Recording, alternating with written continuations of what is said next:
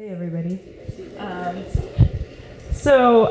Justin over here is my brother, and I was woken up this morning with a text from him at like 8:30 saying, I'm doing a videography for this storytelling thing, do you want to be a judge? Obviously I'm not a judge, so I was pressured into telling a story. The story is pretty silly, but it started right up the street from here behind the Sahara, so I thought it was kind of appropriate. It's not about how I came to Worcester because I'm from Worcester, but I'm Justin's little sister, so Pat Robinson also saved my life. So this is a story about one of the summers when I came back to Worcester from college. I worked at the bean counter in high school, which is just right down the street, and then I came home every summer to work at the bean counter again to make money for college, and because it was just also really fun.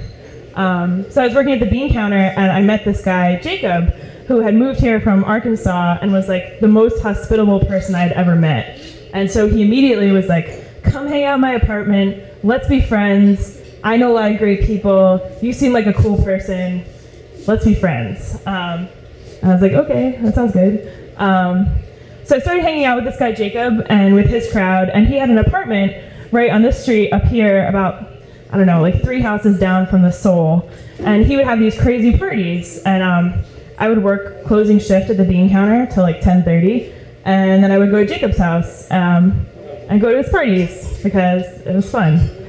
So I went there one Saturday night, and it was in July, and it was really hot, and there was no air conditioning. It was like a 3rd floor apartment, and we're all hanging out and like drinking some red wine, listening to music, having a good time, and then some like hipster person was like, I know what we should do. We should go skinny dipping. And I was like, no, we shouldn't do that. That's like a terrible idea. I don't like doing things like that at all. Actually, I work with Julius at the Regional Environmental Council, but I really don't like nature or being outside. And I'm really like a rule-abiding person who's afraid of getting arrested. And I was like, let's just stay in the apartment. Like, we could play a board game. It could be awesome. But everyone's like, no, we're gonna go to the Coe's Pond and go skinny dipping. And so I was like, okay, all right. So we drive to this pond, and we parked in the woods, and we're walking to the pond in the dark, and I'm like too embarrassed to tell everyone that I'm afraid of ghosts and spiders and snakes and getting arrested, and I also don't want to take my clothes off, and this is like the worst thing ever for me. And so thank God a flashlight appears behind me, and this gruff voice is like, what are you kids doing? And my friend Neil was like, we're just going swimming, sir. And the guy was like, I live in this neighborhood, and I'm sick and tired of you kids coming late at night, drunk, swimming, messing up my pond, and he just like reamed us out. I won't go into details. He yelled at us. I like could have kissed him on the mouth. I was so happy. And I was like, all right, let's get out of here. So we head back to the car. I feel like I've been saved, and then Neil goes, all right, here's what we're gonna do. We're gonna go to the car, wait 5 minutes, and try again. And I was like, are you serious? Like, what is wrong with you? And he was like, there's no way that guy's gonna go out looking for kids again. We'll just be more quiet. And so I was like, at this point, I'm putting my foot down. I'm not gonna do this. Jacob, like, I'm out of here. And he's like, all right, I'm not that into it. So he leads the car contingent going back to the apartment. And I go back to the apartment, safe. And then here's where the party becomes, the story becomes sketchy, because I'm not quite sure of my facts on the latter half. But basically, we're at Jacob's house for about an hour, and then I get a call from Neil saying, I'm here, but I can't come upstairs. And I was like, why? What happened? And he was like, well, here's what happened.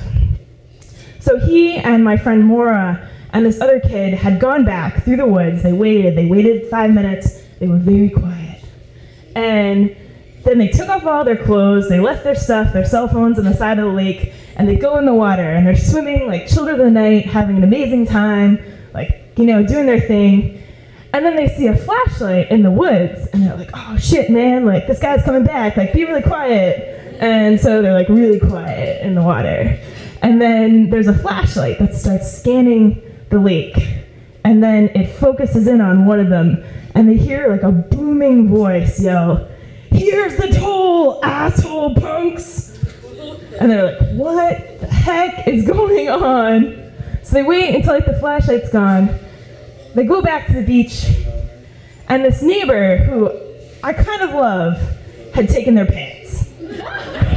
He left their cell phones, their wallets, and their shirt, but he took their pants. And so when Neil came back to the house, he was like, I can't come up, man. There's like cops everywhere. I don't have any pants on. I'll get arrested. And so here's where the part is sketchy, because then Neil later tried to recant, and he was like, oh, it was just a prank. The pants were in the back of the car. But I don't believe it. I think it really happened, and it's an awesome story. And it happened just like 2 blocks from here, which is kind of cool. Yeah.